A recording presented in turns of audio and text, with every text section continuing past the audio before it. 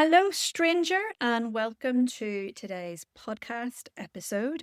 Every time I come on this podcast, I feel like I'm always apologizing for how long it's been since I last released an episode, and I'm going to do exactly the same thing. Again, for some reason, this poor little podcast always seems to get pushed to the side when things get busy, but I suppose this is the reality that we can't manage to do everything all the time, and hopefully at some point when things get a little bit quieter and I find my rhythm a little bit more, I'll be able to get more podcast episodes out to you. Now, today I am going to be talking, and that might be enough for some of you just to switch off and to say, no, that's me, I'm checking out, because my goodness, AI is one of the things that seems to cause the most controversy and the most discussions, arguments between therapists inside Facebook communities, and people do seem to sit very much divided in their views and opinions on AI. So I'm just going to share my views on it and what I'm going to talk about today and why this particular topic has come up.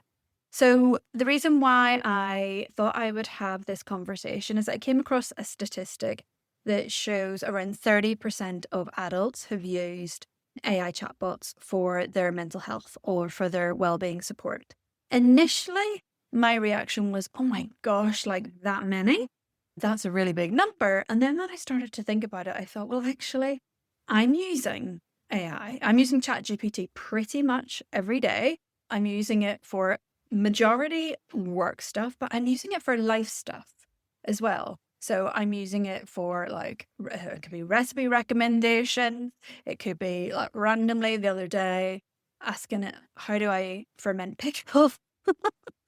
Just to give you a little bit of an insight into my exciting life. Yeah, so my ChatGPT history is, there's all sorts of stuff going on in there. But I also have been in there and asked it questions around like symptoms I'm experiencing and like physical symptoms. And I've asked it health questions as well. That loaded medical reports to it and asked questions. So I can completely actually see why people are using it and adults are using it for mental health support. And so the next thought naturally might lead to, oh, we are all doomed and we are all going to be replaced, and that everybody in the future is just going to be using AI therapy chatbots and we won't be needed. I completely understand that concern. And I suppose like there is an element of we can't pretend that there is no risk attached to this.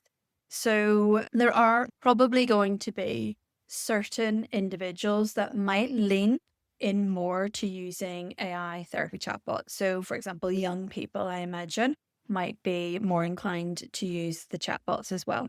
But for the majority of people, the way in which they are using ChatGPT for mental health or well-being support is more likely to be things like helping them to organize their thoughts.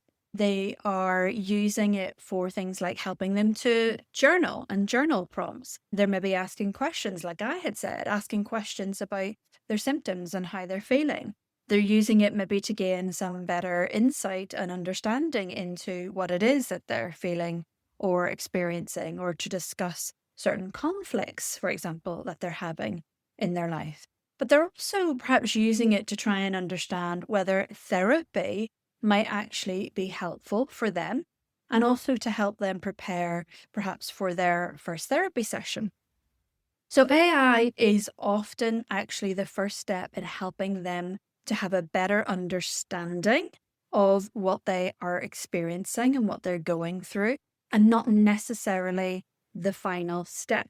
So where I'm really curious and what I'm really interested in is potentially client behavior is actually changing in how people actually look for a therapist.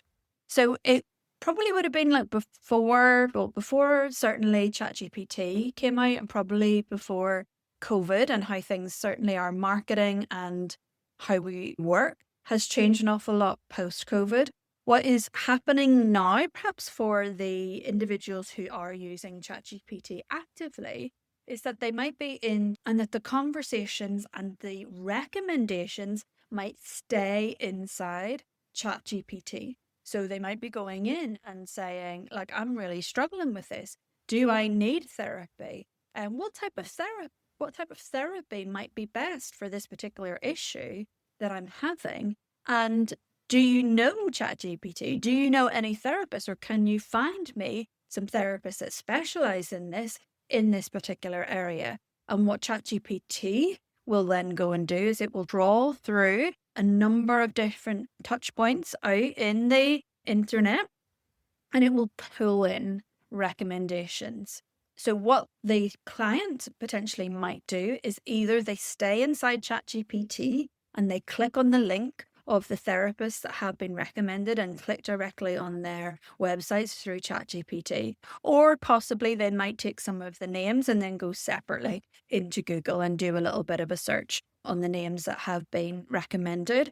And then they might follow that path, perhaps, of looking at their website, maybe checking their social media for social proof, and then getting in contact. But that is quite an interesting shift, potentially, that ChatGPT could be recommending you as the therapist for an individual. So why that is really quite important is what you need to be thinking about is, what is my digital presence like? And am I actually going to be a potential point of reference if ChatGPT is going out and doing this search? So if you have previously relied on just having a directory profile, maybe a basic website, and just sitting, and that would have been enough for you to get inquiries, I think those days are coming to an end. We just cannot be passive in how we market our private practice. We have to be proactive. We have to be consistent in how we market. And so if we think about from that ChatGPT perspective, that if your client is going in and having this conversation about their difficulties, let's just say it's burnout, and they're going in and they're having this whole conversation about burnout, and then they're asking for recommendations, LinkedIn, directory profiles, your website, Google business profile, Bing listing, and social media. So you don't have to be on every single platform that I've just mentioned there, because you might now be panicking, thinking, oh my God, I've got to go on LinkedIn now. I've got to do Instagram. I've do all of these things. You don't have to be on every single platform, but what is really important, specifically for those of you who maybe are working online, is thinking about, is your niche really clear? Your website, I have always said, will continue to be the most important piece of marketing that you have. I did do some training back in December, which was specifically around the steps that are helpful to take if you're wanting to become searchable through ChatGPT and be recommended by Chat. I am planning to date that training again, and I will let you know as soon as it is available. But in the meantime, if you're interested, I do have a free Facebook community, which is called AI for Therapists in Private Practice. This is a free Facebook community, and it's basically just me learning as I go, but sharing all the ways in which I am using AI in my practice every day to try and reduce the overload. Because things like our marketing, the admin, the note taking, all the things that we have to do and all the hats that we have to wear in private practice can feel really overwhelming. So for me, AI is about unburdening a lot of those tasks, a lot of those jobs. And so I like to share inside the group the ways that I am using it. So if you want to come along for the ride, AI for Therapists in Private Practice, and I will put the link to the Facebook group in the show notes below. But I hope that that has been helpful for you. And if you do have any questions, just pop into the Facebook group and give me a shout. And I hope to see you soon.